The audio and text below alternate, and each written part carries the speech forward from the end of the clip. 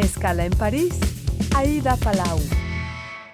Bienvenidos a todos a este espacio de Radio Francia Internacional y France 24.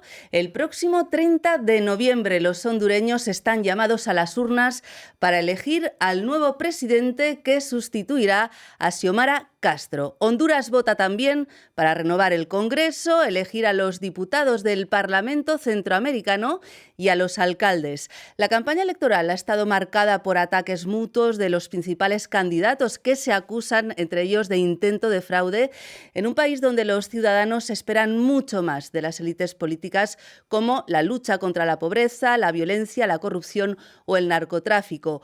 Hoy les damos las claves del voto en Honduras con el profesor Daniel Vázquez. Bienvenido. Muchas gracias por la invitación. Bueno, Daniel, que es hondureño y que vive en Francia, es miembro del Laboratorio de Enología y Sociología Comparativa en la Universidad de Nanterre, aquí en las afueras de París, y del Centro de Estudios Mexicanos y Centroamericanos del CNRS, que es el Centro Nacional de Estudios Científicos en Francia. Es especialista en procesos políticos, crisis democráticas en Centroamérica y está preparando una tesis sobre religión y política también. Bueno, Honduras es un pequeño país de Centroamérica con una población de 10,5 millones de habitantes, electores más de 6,5 millones que tendrán que elegir al nuevo presidente o presidenta por mayoría simple, no hay segunda vuelta. Y hay 5 candidatos, pero 3 destacan, Daniel. La oficialista Rixi Moncada, del Partido Libre, el conservador Narri Asfura, del Partido Nacional, y, bueno, un viejo conocido también, Salvador Narrala, del Partido Liberal. Daniel, ¿estas elecciones se van a jugar por muy poquito? ¿Van a ser muy cerradas? Muchas gracias nuevamente por la invitación y es un privilegio estar aquí para poder hablar sobre Honduras. Honduras es un país que ha conocido una crisis política permanente, ¿no? Y si usted revisa los libros de historia, verá que hemos pasado de golpes de Estado a hacer plataformas para la contrainsurgencia en los años 80. Luego fue sobre todo el huracán Mitch que llamó la atención y el golpe de Estado del 2009 que abrió esta nueva etapa de crisis permanente en la que nos encontramos y con una población que ha pasado de polarización en polarización. Las encuestas dan como vencedor a Salvador Narrala como candidato favorito, pese a que hay, algunas encuestas que favorecen a la candidata del oficialismo. Lo interesante es observar que el país no ha tenido la capacidad para construir instituciones electorales sólidas, no contamos con un árbitro imparcial y esto complica, digamos, el proceso y, digamos, las expectativas de las personas, ¿no? Honduras cuenta con un Consejo Nacional Electoral que funciona realmente según una repartición matemática. Está dividido por los 3 principales partidos políticos, los históricos partidos Nacional y Liberal, y el Partido Libre, que fue fundado en el 2012 por los seguidores del expresidente Manuel Zelaya, que fue derrocado por un golpe de Estado. Que es el esposo de la actual presidenta. Que es el esposo de la actual presidenta y que también es la persona que maneja los hilos detrás de cámaras, ¿no? Entonces, nos acercamos a un proceso en el cual no tenemos reglas sólidas, ¿no? No tenemos un árbitro imparcial y la población está a la expectativa también del papel de las Fuerzas Armadas, que son los que la Constitución ha delegado como aquellos que tienen que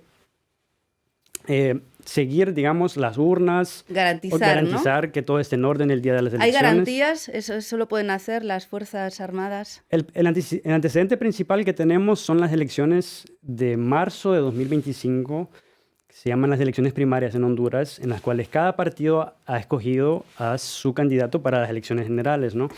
El problema es que tanto las personas que manejan el Consejo Nacional Electoral no tienen las capacidades técnicas para organizar elecciones. Digamos que su principal mérito es estar ahí por la lealtad que tienen al dueño del partido y también las Fuerzas Armadas, hay que decirlo, de gobierno en gobierno se van prestando al mejor postor, ¿no?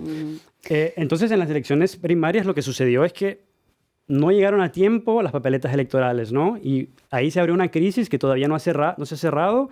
Inclusive, bueno, hubieron acusaciones de boicot electoral a las personas que tenían que transportar el material, ¿no? Apenas este domingo se eligió una nueva empresa, ¿no?, para llevar el material electoral. Entonces, los hondureños pueden preguntarse si realmente va a haber una capacidad de organizar estas elecciones. Lo importante es que los hondureños sí estuvieron presentes hasta largas horas de la noche. Los hondureños quieren votar, pese a estar cansados de la política, pero sí consideran que el proceso electoral es importante. Con todo lo que me está contando, el día después de las elecciones se anuncia difícil, ¿no? El día después de las elecciones, bueno, lo importante va a ser ver cuál va a ser la actitud de las Fuerzas Armadas. Si respetan el proceso o si realmente se se posicionan con uno u otro candidato. Con el oficialismo y realmente esa ha sido la actitud que ellos han tenido, no solo con este gobierno, sino que con el gobierno pasado, de politizarse, porque esos gobiernos le han permitido a las Fuerzas Armadas tener un presupuesto más importante cada vez, ¿no? Bueno, vamos a entrar entonces a hablar de esos 3 candidatos que sobresalen, cuáles son los puntos fuertes o el talón de Aquiles de esos 3.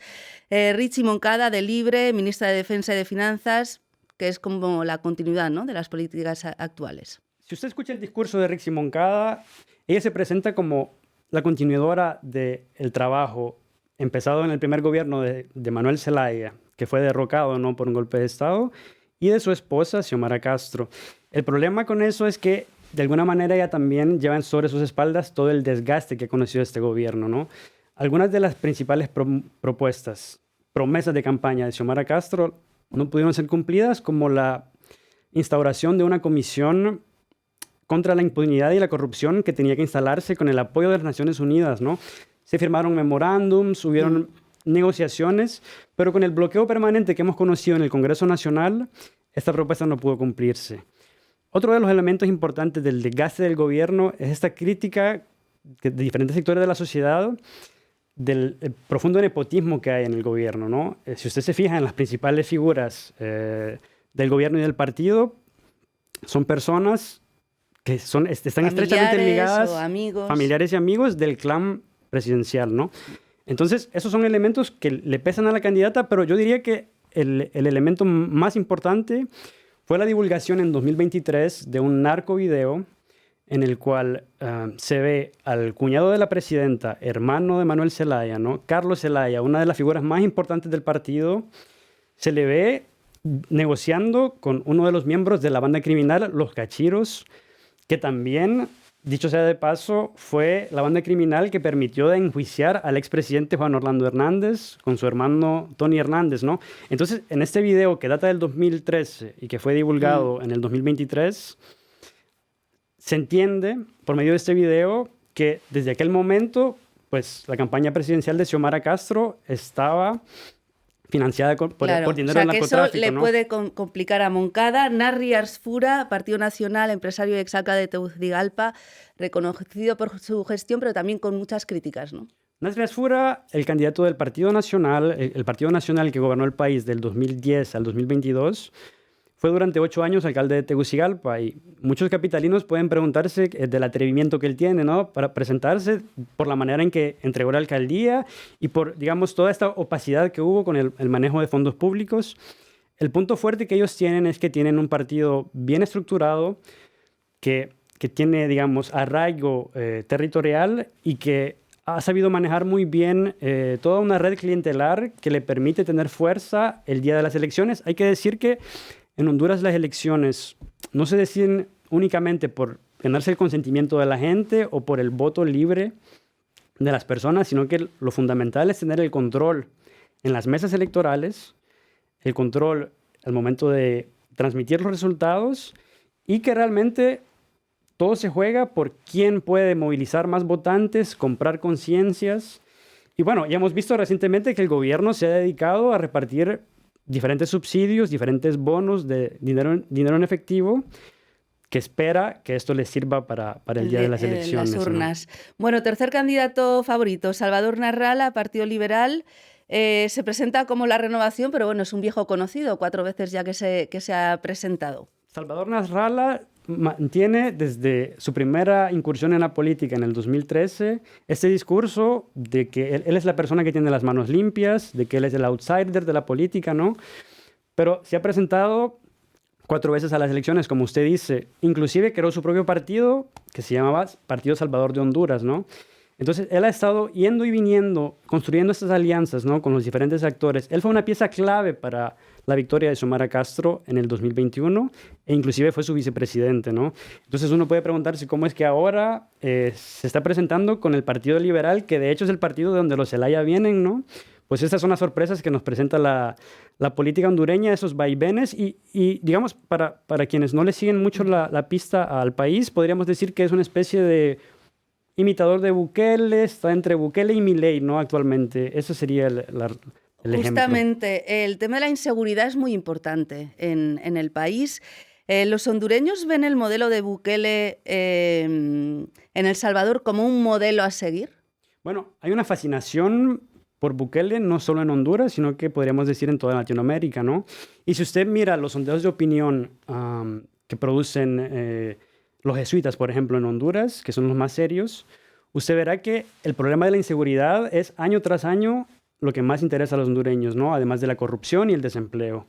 Entonces, sí hay una predisposición a encontrar soluciones fáciles para problemas complejos, ¿no?